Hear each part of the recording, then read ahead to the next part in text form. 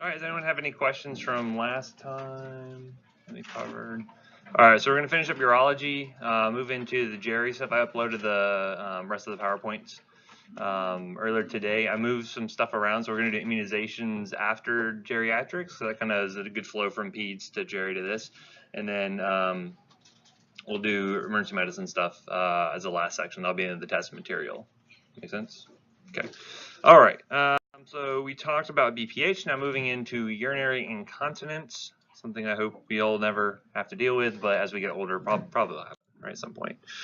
So again, this is just having obviously involuntary leakage of urine related to some urgency that can happen with this. You may see things like increased daytime frequency. You may see nocturia happening here. And again, we mentioned, like, especially with elderly patients, the problem with nocturia is falls, right? You get up in the middle of the night, it's dark, you end up falling, right? Also, this can be linked to things like depression, self-esteem issues. So if we can deal with this, it's going to be beneficial for our patients. Now, you typically will see this a little bit more frequently in postmenopausal women. That's just kind of when it starts to happen. But certainly you can see it in certain things, like especially after pregnancy, things like that, especially like vaginal deliveries. Like you can sometimes see that based on some anatomical changes that occur there. But you'll find that chronic urinary incontinence tends to be a big reason for institutionalization of elderly patients. So one of the big reasons, it's hard for a lot of healthcare, care providers to kind of deal with that. Could lead them to, having to go to like assisted living facilities and things like that. So looking at the pathophysiology, so what do you think are the main places we're going to be targeting our drug therapy? Yeah, so we're going to deal with the detrusor muscle found around the bladder. Good, what's going to be the other site?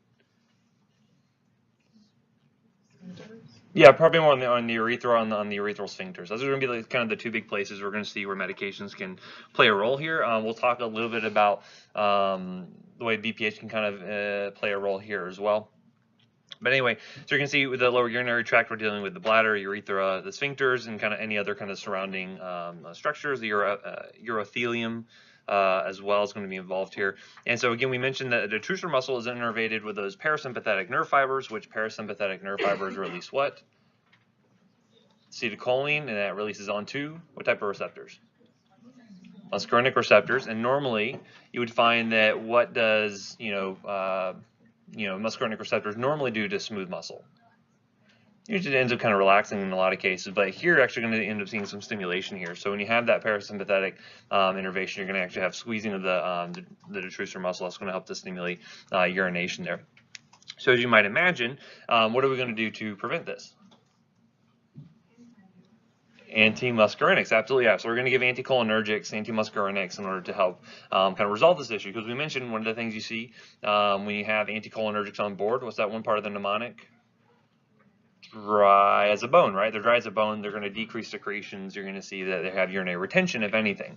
So again, one of the side effects of anticholinergics, we're going to use this therapeutically for patients with urinary incontinence. The subtypes of receptors here are not going to be so important for our purposes. Just know they're muscarinic receptors. Just know acetylcholine is the main agonist for those receptors. So looking at the urethral sphincter, obviously you need to have adequate closure pressure here for these to work. We have two big ones. We know we have the involuntary, and involuntary is usually the internal or external one. It'd be internal, right? And then the voluntary, the ones we have control over, would be the external urinary sphincter there. So that'll be important. And with the bladder, it's going to be a big issue where, obviously you want to have good control of that detrusor muscle because that will allow for good storage of the urine. Obviously, if we're having too much muscarinic activity, it's going to cause too much squeeze there, and that will kind of impair how much urine we can kind of hold at any one time. And so you need to have that kind of coordinated effort between the two. Anytime you kind of interrupt this neuroregulation, you can end up having issues with urinary incontinence, right? So we're going to look at some ways we can kind of monkey with that, especially with the anti-muscarinic sort of drugs. Anyway, there's a couple of different varieties here of urinary incontinence. So we're looking at stress urinary incontinence. You guys covered this already, I imagine, at least to some degree. So what is stress urinary incontinence? Yeah, usually there's some sort of like brief increase in pressure that usually leads to some escapage of urine. This is usually due to urethral underactivity, if anything here. So you imagine like, you sneeze or you have like exercise, things like that. They can increase pressure for a brief period of time. That can increase some leakage. Typically, you're going to find, so due to those inadequate urethral closure forces, usually tend to be episodic, usually pretty low volume leakage, if anything. Still can be problematic, but it tends to be more episodic. I mentioned, pregnancy and childbirth can certainly affect this. Menopause, obesity, just in general, getting older tends to be some risk factors there. You can see this in men, could be caused by surgery, especially. So imagine what type of urethral surgeries or around that area that might they be getting. Like prostate removal, things like that could be affecting this. So think about that. Usually due to surgeries where you're going to see more issues here. And so then talking about being aggravated by drugs, normally alpha antagonists. We mentioned, when do we use alpha antagonists related to the urinary tract? Use it for BPH, right? Because what does that do to that smooth muscle around the prostate? It will kind of relax it, right? It's going to allow for better flow of urine, but again, that can lead to kind of the opposite problem in some cases. So by giving alpha antagonists, and what were some examples of alpha antagonists we used? There's Flomax, which the generic was tamsulosin. That was the one that was more specific for the alpha-1A receptors, remember? That was found mainly within the prostate. What else? Sildenafil is a phosphodiesterase inhibitor, so it wouldn't really be the same mechanism here. Remember, there's like doxazosin, prazosin, terazosin. Those are the other big, uroxetrol is the other big one. So just keep in mind, those can relax the smooth muscles. That could also increase your risk for having this kind of stress urinary incontinence. Other things you may not think about, at least from a mechanistic standpoint, would be like ACE inhibitors, right? Remember, ACE inhibitors, one of the big chronic side effects you run into is cough, and that's due to what? Bradykinin buildup. So it'd be one of those things where ARBs are going to be less likely to do this because it doesn't really affect bradykinin metabolism. However, some patients may still be a little bit sensitive to that. But again, this could be a thing where, like, yeah, I'm noticing I'm having all this coughing, and then I'm having some like leakages happening here. It's really kind of problematic. This may be one thing you may want to switch them over to an alternative antihypertensive. Maybe switch them over to an ARB if they're on an ACE inhibitor, and things like that. So just little things to think about. Not directly related to the mechanism of the drug, but kind of a downstream effect. So the other thing we can see is going to be this urge urinary incontinence, so as opposed to the stress.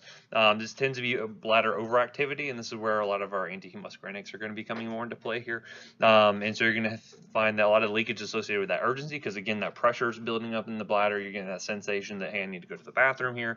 As you can see, due to detrusor overactivity, due to some of these involuntary contractions that are happening here, right? So again, this is not going to be the same as overactive bladder necessarily, so it's not going to be really an issue with frequency necessarily, but more of this kind of urgency, this desired void they're going to be experiencing here. It can be idiopathic, and just kind of happen on its own, or in some cases you may have issues where, like, you have bladder outlet obstruction, which we already mentioned. BPH could be a cause for that. Neurologic disease can cause this as well. So other things you consider, though, are things that can make this worse, and they're going to be things that increase the amount of urine flow you're having. So diuretics, obviously. Why would alcohol be one on here? Why does alcohol increase urine flow?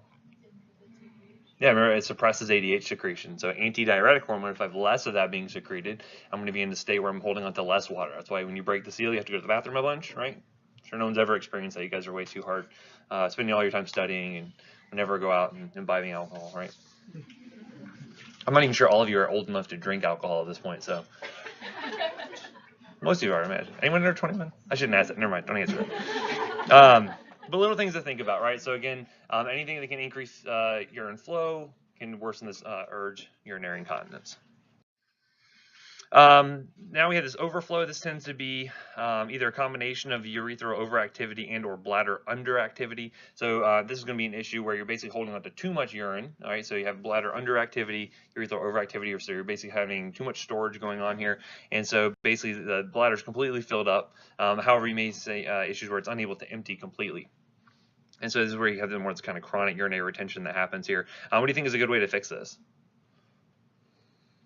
There's like catheters and things like that can come into play. We're not going to talk too much about that here. But again, one of the big things you worry about with catheterization is infection is going to be a big one, right? So we worry about that mostly from like at least on an inpatient standpoint, because again, we have to catheterize patients. That's a very good vector for bacteria to be introduced into the system, and we see a lot of UTIs and secondary infections related to that. But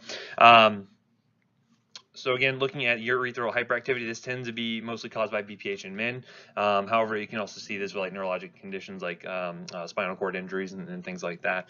The bladder underactivity is going to be basically where you're going to have the bladder unable to completely empty on its own. So you would really wouldn't have enough activity of that detrusor muscle to really completely empty things out. And again, could be related to things like long-term bladder outlet obstruction. I mentioned BPH being a common one in guys. Diabetes could be another thing just due to some of the neurologic damage that happens over time. So little things to consider there. So this overflow incontinence can be caused by certain medications. So again, medications that will cause urethral hyperactivity. If you have alpha agonists, they could do this. So anyone know of any alpha agonists? So clonidine is an alpha-2 agonist, and that's very good that you point that out because I said non-specifically alpha agonist, and really I should have been more specific to say alpha-1 agonist. Anyone know any drugs that would affect alpha-1? Because typically alpha-2, when you stimulate that, that would actually be sympatholytic. That would actually not cause a urethral hyperactivity, if anything. No, minoxidil is actually an antihypertensive, not really working through alpha. So think about other like types of stimulants. So just in general, stimulants like amphetamines. You think about things like pseudoephedrine, phenylephrine. Those are going to be things that work, in some cases non-specifically on beta and alpha receptors, but the alpha aspect, the alpha-1 activity, could lead to this urethral hyperactivity. It can impair the amount of emptying that you can have with the bladder. But other things you can think about, things like TCAs, tricyclic antidepressants, having its anticholinergic sort of effects that can lead to inability for the bladder to completely empty, right? So we're going to see that anticholinergics are a big mainstay of treatment for urinary incontinence, but you're going to see they can actually worsen certain types. In this case, with this overflow incontinence can actually be worsened by that because, again, you're impairing the ability for the detrusor muscle to really kind of squeeze as much as it should and empty out that bladder. So again, anything, so anticholinergics, TCAs, calcium channel blockers, because again, that can inhibit smooth muscle contraction there, antipsychotics in some cases, mainly due to antimuscarinic effects. So really, anything blocking that acetylcholine there at the muscarinic receptors can cause some of this overflow incontinence potentially. All right. So again, how we're going to be treating this is going to be depending on kind of the underlying pathophysiology, or at least how it's going to be presenting. So for instance, urethral underactivity, you may see leakage with physical exertion. So they're saying like, hey, I'm like, every time I sneeze, I end up having a little bit of leakage. That can lead you to think something like urethral underactivity versus bladder overactivity being an issue with urinate frequency. So they're having to go many, many times a day. This may lead you to think that versus overflow incontinence. They're having a lot of like, bladder kind of fullness, kind of a feeling of fullness, incomplete emptying. In those cases, you may have kind of a combination of frequency and urgency. So again, just depending on the presentation will lead you to think one variety of incontinence over another, and that'll be important when we're talking about treatment, because obviously one type of treatment may actually worsen some of these other cases of incontinence, as we'll see. So, and again, the course is going to be dependent on kind of what's bothersome to the patient. So, for instance, is it just the volume? Is it the frequency they're having issues with? They're having to use absorbent pads. Sometimes they have to move on to using like adult diapers and things like that. So, basically, whatever the issue is with the patient, we're going to try to target that specifically with our medication therapy. So our goals here obviously are to restore continence, reduce any kind of numbers of the UI episodes, and the prevention of any kind of complications. So in some cases, you may be able to keep people out of like nursing homes for a longer period of time. And typically do like older people when they go to nursing homes, they typically like turn around, they do like 10 times better there. Not generally, right? So again, we're trying to keep them out of the home if possible. This may be one way to try to achieve that for a little bit longer. And then obviously minimize any adverse effects, cost, and try to improve their quality of life. So generally, you're going to find that if we have, with non-pharmacologic therapy, if that's not really kind of cutting the mustard, so to speak, then we can utilize drugs for those patients. Usually we're going to try to do a combination of non-pharmacologic and pharmacologic therapy, as with most other things we've talked about already. But the drug selection needs to be based on the type of urinary incontinence that they're experiencing, okay? And then we'll also look at some comorbidities. Some of these things can be worsened by the medication, so we'll try to tailor that towards what their comorbid conditions are. Okay, so obviously first line for more mild to moderate symptoms is going to be non-pharmacologic therapy, especially if they want to avoid drugs and, in general. And again, is it a good idea, especially for elderly patients, to add on drugs like anticholinergics? No, it changed, kind of really screws with their mental status. You guys covered the geriatric pharmacology stuff already, right? You have to be really careful with using anticholinergics in older patients. Like, you can really, you don't know if their dementia is getting worse or what the heck's going on with them, but like oftentimes you can link it back to medication. So really want to be watchful for that. Maybe want to avoid, especially in patients who already have a medication list, 12, 15 meds long already. But we can do things like, lifestyle modifications. We can try, toilet scheduling regimens, depending on the patient. Some cases you can do your pelvic floor rehabilitation, so have them practicing their Kegels, I guess. It's a good exercise you can do, and no one even knows you're doing it most of the time, right? Unless you have really kind of overactive facial expression, so. Anyway, the caregivers have to be really active with your older patients who are kind of unable to really kind of take care of themselves in a lot of cases. So make sure you're kind of working with them as well. Okay, so looking at the actual pharmacologic treatment for the urge urinary incontinence, this is going to be where anticholinergics are going to be our first line. We have several different options that are available here, and we'll kind of look at some reasons why we might choose one over another. But these are mainly just going to be working as an antimuscarinic, blocking those muscarinic receptors, preventing acetylcholine from activating it. And this is going to be good because it will help to kind of prevent premature detrusor muscle contractions. It will help to enhance better bladder storage, right? So we can hold on to more urine at a time before we have to end up going to the bathroom. So instead of going, like, say, 8 times a day, maybe we can get away with only going 6 or 4 times a day. All these are going to be considered equally effective. So we'll talk about a reason why we might choose one over the other in a few minutes here. But we have things like oxybutynin or ditropan. Usually comes, when I say XL, what does that usually mean? It's an extra large tablet. No, it usually means extended release, long acting, things like that. It would be really bad if you had to build that big. How about LA? Yeah, usually long acting. So you have like tolterodine or Detrol LA. You'll have things like trospium, solifenicin, darafenicin, fesoterodine. Probably the most common ones that I've seen in use are things like oxybutynin, tolterodine, and then solifenicin and darafin. And any of these would be fine in most cases. They'll all be acting very similar to one another and have very similar side effects. So what might you expect the side effects to be? Knowing that they're anticholinergics. Mad as a hatter, right? So you worry about those mental status changes that can occur there, right? So again, in the mildest sense, what could happen from a mental status standpoint? Some confusion, but more likely sedation, right? So again, imagine take like a Benadryl or something, like you get sedation from that. So that's a big one, right? Up to higher doses, you can certainly see some more agitation, seizures being a potential risk, but usually we're not kind of getting in those kind of doses. But okay, what else? Dry as a bone. So again, not only is the bladder going to be underactive, but you're going to find that other secretions are going to be kind of underactive, so they can have dry mouth, right? Xerostomia can happen here. You can have dry eye potentially, things like that you want to be thinking about. All right, what else? Blurry vision, all right, so they have impaired accommodation, right? So that would be one thing, especially if they're expecting to go driving to work or something, like, hey, let them know that may experience some blurry vision associated with that, right? Anything else? Yeah, potentially tachycardia, right? So again, if they have a high-risk cardiovascular history of MI, this might not be a good thing if you want them to, because again, tachycardia usually does what to oxygen demand by the heart? Increases, right? So they have impaired coronary blood flow. That could be a problem there. So these are things to consider. So just think back to that mnemonic. That will inform a lot of the side effects you're going to run into, right? Associated with these anticholinergics.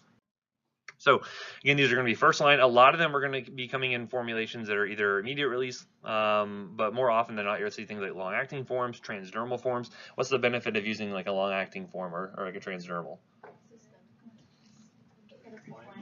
Yeah, compliance is going to be a big thing, right? Because you're decreasing the number of times you're having to take a pill a day. They're decreasing the complexity of the regimen. It's always going to be a good thing for your patients, right? So that can be beneficial, especially if you're dealing with older geriatric patients. Oftentimes their compliance can be kind of problematic as it is, due to forgetfulness and things like that.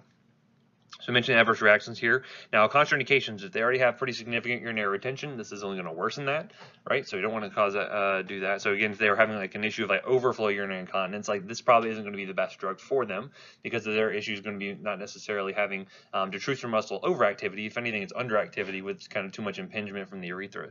If they have issues like gastric retention or decreased GI motility, because again, what does anticholinergics do to the GI tract?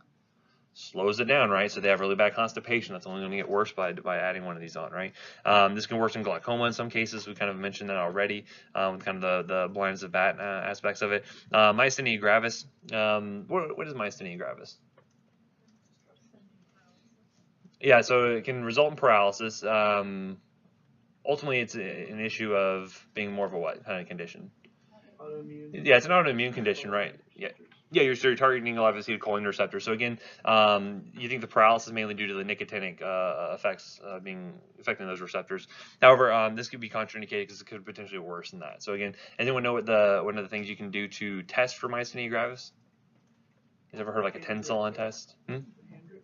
Well, it's from a drug standpoint, a drug challenge. There's one called edrophonium test or tensilon test, if you ever hear of that. That's actually an acetylcholinesterase inhibitor. And so by giving an inhibitor of that, you actually increase the levels of acetylcholine. If their symptoms improve, that's actually can be a test for myasthenia gravis. That's a unnecessary tangent, but anyway, the main point being that by having an anti-muscarinic on board, that could worsen that. Someone who's already having an acetylcholine sort of deficiency in a way. So you can just be aware of that contraindication.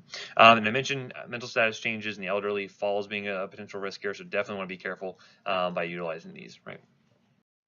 So extended release preparations are definitely going to be associated with fewer side effects, especially like the dry mouth. Dry mouth can be pretty, kind of bothersome to some patients. Also, it can, chronic dry mouth due to your dentition. Yeah, not typically good, right? You can see kind of, worsen, kind of oral care, things like that.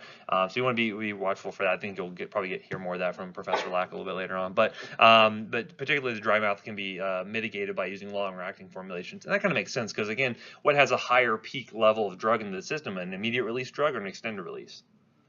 An immediate release, right? You get a really high peak and then it goes down. That's where you're going to see most of the side effects are due to those kind of peak levels there. You kind of mitigate that by using either a transdermal drug system or by using an extended release sort of preparation. So remember that. I mentioned oxybutynin is used very, very commonly, and we're going to see that it's used first line in a lot of cases due to kind of mitigated side effects, pretty low cost for the most part. However, this is another one of those formulations you have to be careful to not crush or chew it because you can see issues where you can break that formulation and all of a sudden they're getting all the drug at one time. Not going to be good for them. Actually, we had this come up just recently when I was working yesterday at the hospital at our cardiac unit. They were trying to write for metoprolol XL. So you guys remember there's two different forms of metoprolol. There's the immediate release and there's extended release. How do you tell the difference? Yeah, good. So one's a succinate and one's a tartrate. Remember which one's a long-acting form? Remember, I think hard candies you have to suck on for a while, like they last you for a while. All right, so I think succinate, that's how I remember it. So anyway, so one of those things where Toprol XL, they say definitely do not crush, but it's one of those things where they'd ordered a half tablet. So I was like, oh, well, in some cases for extended release preparations, you can't actually split it in half because that will break it as well. So if you think, like I mentioned, that glipizide XL has that little tablet that has a hole in it that will allow the drug to come out. If I split that in half, that would break the XL formulation. However, in this case, you would see it's a score tablet. We were able to break it in half and it's fine. So again, it all depends on the formulation. That would be one we don't want to crush it, but we could split it in half and that would be fine. So again, just be careful. You can look up those references to see which are ones that you don't want to crush, chew, things like that. Anywho, the other big problem with that was actually on the pharmacy shelf. I noticed they had organized it by tablet size, so it went like 12.5 of metoprolol tartrate, then they had 25 of metoprolol succinate, and then 50 of tartrate. Kind of see any problems with that? Don't want to mix up your salt formulations because otherwise you end up getting someone gets an XL instead of immediate release and vice versa. No good. So again, it was one of those things where you separate them on the shelves. Anywho, so again, oxybutynin usually recommended first line for most patients. However, you do see some risk for orthostatic hypotension. There's some alpha blockade associated with that. So again, that could lead to a bigger fall risk. So be careful of those older patients. Dolteridine is one you actually want to avoid in patients who have severe renal impairment. So less than 10 mLs per minute usually means they're probably getting pretty close to dialysis in those cases. But that is one of those cases where you want to avoid this one. They build up levels too high, would not be able to clear very well. You see some issues with that. And then if it's a substrate for 3A4, so if you actually had an inhibitor on board, you would want to reduce that dose to make sure, again, you're not having your levels build up too high there. With trospium, this one tends to be a second generation anticholinergic, mainly because it's a quaternary ammonium. Anyone know what that means? So basically it has to do with, if you go back to your OChem days, normally you would see nitrogen can have, various number of bonds associated with it, right? So like a primary amine would only have, say, one bond to it. A tertiary amine would typically have 4 bonds to it, and that actually gives it 4 bonds, should say, gives it a permanent positive charge. Positive charges in biologic membranes, do they mix? They absolutely don't mix, right? So again, anything with a positive charge prevents it from crossing the blood-brain barrier. You mitigate some of those CNS side effects. So this might be a good option for someone, say, who's an older patient who was at risk for having kind of that ultramental status. This one would be good because it wouldn't cross the blood-brain barrier, right? So that'd be one reason why you would select this one versus something like an oxybutynin. Again, watch out for patients with significant renal dysfunction, and again, poor bioavailability for this one. So this is another one you'd recommend taking on an empty stomach. Okay, Other things you could do. So Botox. We've seen Botox before. What do we use that for? Besides giving ourselves a permanent look. Yeah, migraines, right? Why do we use it for migraines? It doesn't just relax them, it paralyzes them, right? Right. So we use this a lot for spasticity. We use this in our rehab docs. They will use it for spasticity and like CP kids and stuff like that. So right, we use it as a paralytic. Again, we're not going to give them so much we paralyze all their muscles. That would be bad. We'll talk about paralytics a little bit later on in the ER section. But again, this is basically going to be able to be injected into certain muscles. In this case, you could inject it into the detrusor muscle, and that would actually allow for relaxation of it. And again, you don't get total blockade of contraction, but just enough to kind of allow for a decreased urge to use the restroom, right? So basically, it prevents the release of acetylcholine. So rather than actually blocking the acetylcholine receptors, this actually prevents the nurse from releasing it in the first place. That's its main mechanism of action there. And so we would use this in kind of a refractory neurogenic urge urinary incontinence. Typically, after like a lot of anticholinergics have failed, you still need something else. This could be used in sort of an off-label sort of manner there. And again, they would be able to inject that directly into the detrusor muscle or the bladder. And typically, it sticks around for quite a while, so anywhere between 4 to 8 months. And again, once the symptoms were getting worse, then they can go back and potentially have another injection done there. And of course, as you might imagine, the flip side of the effect could occur there, where instead of having too much activity at the detrusor muscle, now they have too little activity, and you can see urinary retention, potential for a UTI, things like that. So again, just know that every therapy is not without its side effects. But the benefit of this one is that you wouldn't see a lot of those systemic effects, because again, you're injecting it directly into that muscle, so you're not going to really be seeing effects from the CNS standpoint. You wouldn't be seeing a lot of systemic like dry mouth and things like that you would normally see with an anticholinergic. That is one benefit you may see with using something like Botox rather than a typical anticholinergic, right? Okay. Now, if we had urethral underactivity, and so this is going to be an issue with having too little of that urethral closure force. We can try to increase that with certain things. Actually, estrogens can help out with this, and this is something that's good for postmenopausal women who are estrogen deficient. This is actually thought to kind of encourage proliferation of that urethral epithelium, so it's kind of one benefit there. Can help with some local circulation, and it's actually thought to increase the number of alpha receptors that are available, because again, usually alpha receptors will cause contraction of the urethral sphincters. So by having the extra alpha receptors is thought to kind of sensitize it and make it a little bit better closing off. So you can use things like transdermal estradiol, vaginal creams. You can use oral products. We talked about all those before, so just know that any of those would be fine in order to help try to treat this. Some people will respond really well to this, some people may not, so it just depends on the type of patient you're dealing with. Typically, progestins have kind of an antagonistic effect, so they actually would recommend just an estrogen-only based product. So again, when is it safe to use an estrogen-only product, say for a female patient? Yeah, they don't have an intact uterus, right? Because then you run the risk of having endometrial cancer, so you have to have that progestin in order to block that. So it's one of those things where it could be really good if you have a patient that had a hysterectomy or something. They could have an estrogen-only product, may help with that urethral closure. So actually, some places only recommend using transdermal estrogens for urinary incontinence. Again, it's probably not going to be a slam dunk sort of treatment, but it could be one of those things where a patient's being treated for menopause anyway. This may be just kind of a happy side effect of that, right? So again, evaluate the patient, look at comorbid conditions. What's going to be best for them. Okay, other things we can use alpha agonists, and so we had one drug called phenylpropanolamine. This actually got removed due to stroke risk, because again, if we're causing alpha-1 activation, what else could I see occur due to that? Hypertension, right? This is going to squeeze all those blood vessels, and that's where you see a risk for stroke and things like that. Actually, one of the things they have been trying though instead is duloxetine, and this kind of makes sense based on the mechanism, right? It's an SNRI, and the N stands for norepinephrine, right? So norepinephrine is going to be in increased levels. You block that reuptake. It's thought to have extra alpha activation there.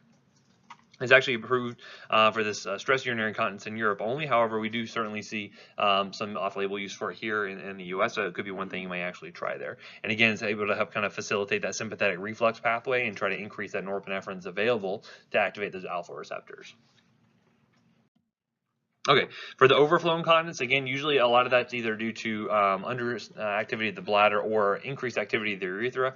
A lot of times, especially in male patients, is where you see prostatic hyperplasia being an issue here. So again, go back to those slides and look to see the things we could use to try to help relax that, right? So we use things like, or actually, what were some drugs we could use to actually shrink the size of the prostate?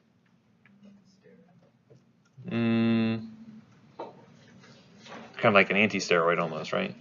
Remember we used 5-alpha reductase inhibitors, remember?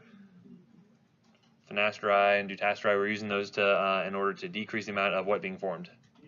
DHT, absolutely. So that's one thing we could do. And we also saw our alpha antagonists, which are going to be good for helping to prevent squeeze there on the prostate itself, right? So remember our tamsulosin or Flomax, that's going to be kind of one of your go-to drugs there, other alpha inhibitors, okay? So kind of go back and review those, and they'll be useful for treating this overflow incontinence as well, all right? Okay, so any questions on urology? Make anyone else want to have to go to the bathroom? You can't take a break yet. Not yet. We'll get there, though. Okay, so I'm going to go to the next section.